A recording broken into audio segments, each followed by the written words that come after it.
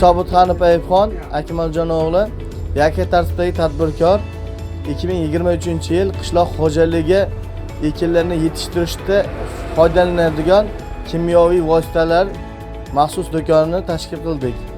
Bu do'konda 226 xil kimyoviy vositalarimiz bor.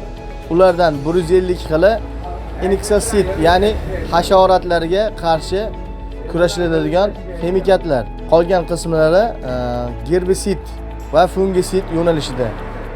Yana unga qo'shimcha urug'chilik yo'nalishimiz ham bor. Shu kunlarda ehtiyojimiz zamburug' kasalliklariga, hasharotlar, kimyoviy vositalar bilan profilaktik ishlar olib borilmoqda. Chigirtkalarga qarshi ishlatiladigan kimyoviy vositalarimiz zaxirasi yetarlicha.